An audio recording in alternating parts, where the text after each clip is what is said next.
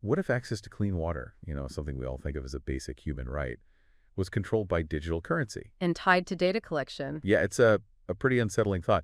And that's the scenario that we're looking at today with this speculative design project called Vai Moni. Vai Moni, which means water money, and it's not like some far-off dystopia. Right. This is really a thought experiment, grounded in what's happening in technology today. Yeah, and it comes from this really interesting source, this AI designer. Felicila7234. Yeah, and what makes this AI designer even more interesting is that they're based in Tuvalu, a nation of islands that are facing rising sea levels. And the project description really paints a vivid picture of Tuvalu. It talks about traditional thatched homes. Oh, wow. Next to modern concrete ones.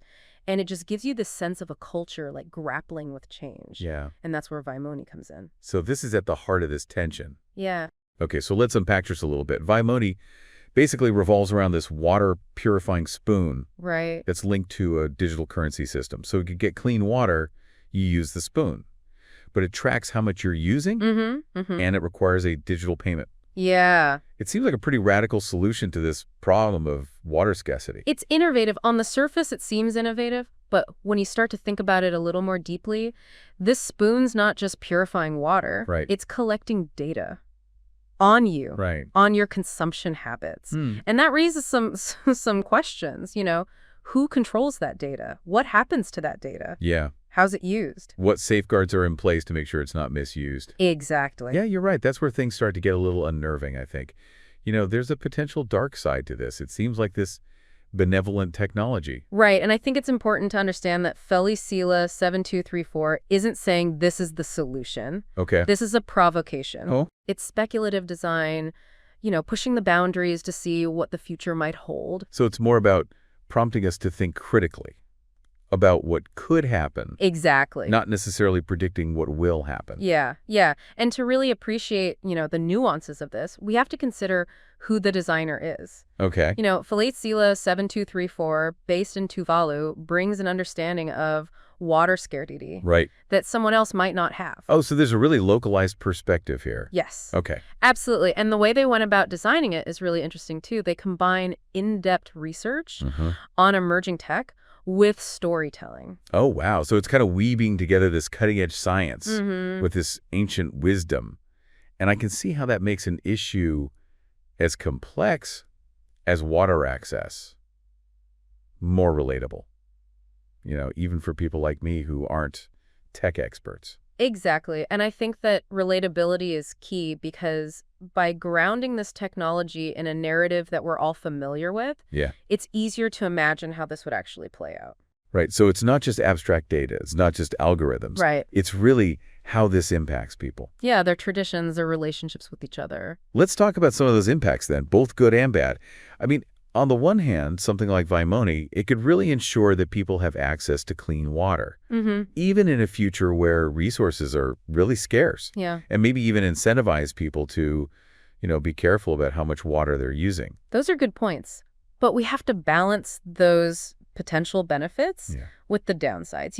We've already touched on data privacy. Yeah. But there's also the question of control. Imagine a single entity having the power to decide who gets water and how much they get. I mean, that's a lot of power for one entity to have. That's a really scary thought. It is. And what about the people who can't afford to participate in this new system?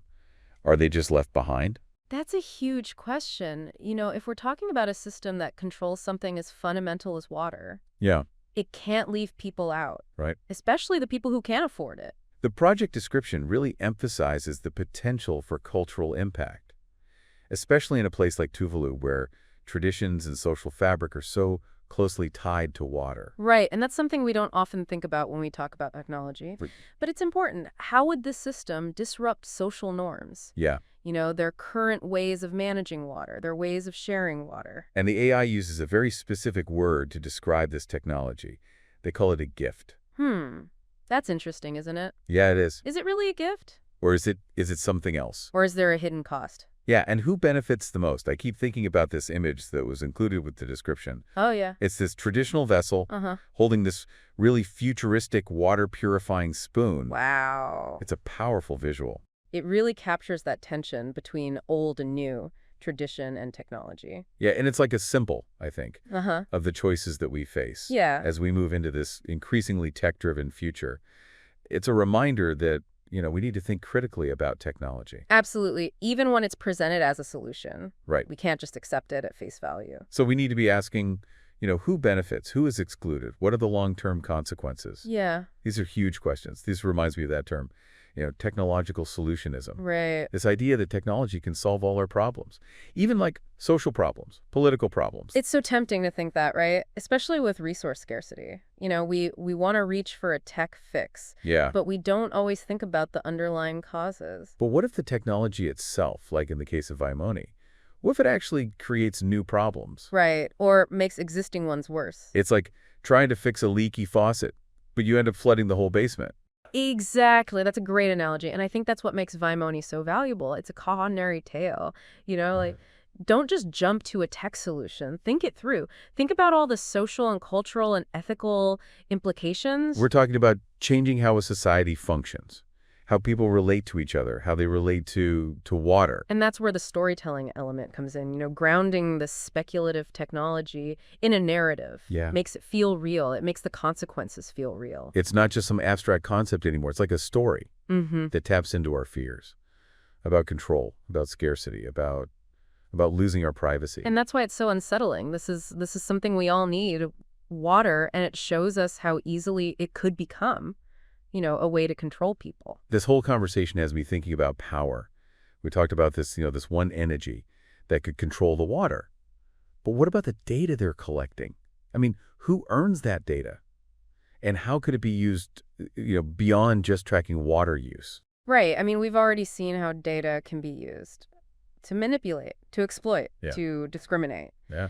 And with Vai Moni, I mean, think about it. The data from these spoons. It's like a window into people's lives. Yeah. You can see their movements, their habits, even their health. That's a level of surveillance I don't think most people have even considered. That's the point of speculative design, right? Exactly. It's like holding up a mirror to society and saying, look, this is where we could end up. Vai Moni is not just about water. It's about technology. It's about our lives, our freedoms, our relationship with the planet. It makes us really confront some tough questions about the direction technology is going. I mean, is all innovation good? Right. Is it always progress? Or are we sacrificing something? Our privacy, our independence, even our basic needs. All for efficiency, all for convenience. Right. These are the questions we need to be asking. And I think Vai Moni helps us do that. It reminds us that we're not just passive consumers of technology. Right. We have choice.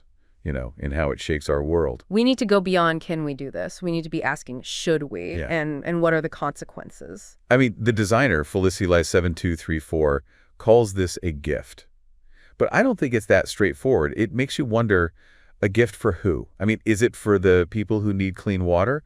Or is it for the corporations, the governments, the ones who profit from the control? Right, from the data. And that's what makes this project so powerful. It doesn't give us the answers. It makes us think. It really forces us to look at these gray areas of technological advancement. So let's bring this back to our listeners. Why should they care about this? This speculative design project set in an island nation. How does Vai Moni connect to their lives? Yeah, I mean, Vai Moni might be in a very specific context, but the themes are universal. Like, we're all dealing with more and more technology in our lives. Right. And we're all worried about resources, Yeah. running out and privacy in this data-driven world. It's a good reminder that the choices we make now, the technologies we decide to use, they're going to shape our future. Absolutely. And it's about really engaging with technology, being critical, thinking it through. Yeah, we can't just be passive. We Yeah. have to participate in shaping this future. And we have to make sure that technology serves us. Right, not the other way around. Yeah. Vai Moni isn't about rejecting technology altogether. It's about, demanding transparency, accountability, ethical design. Right. It's about recognizing that technology, it's not neutral. It's always part of some power structure. Yeah. And we need to pay attention to how technology affects that. As we're wrapping up this deep dive, I'm feeling this sense of urgency. Vai Moni isn't necessarily predicting the future, but it is a warning. Like, this is what could happen if we just blindly follow technology, without thinking about the consequences. it's definitely a call to action for all of us to be more aware, to be more critical, to be more involved in how technology develops. Thank you for joining us on Exploring Futures. We really hope that this deep dive into Vai Moni has made you think. Yeah. And maybe even inspired you to look a little closer at how technology is showing up in your own life. And if you found this conversation interesting, please share it. The more people we can get talking about these issues, the better we'll be able to face these challenges.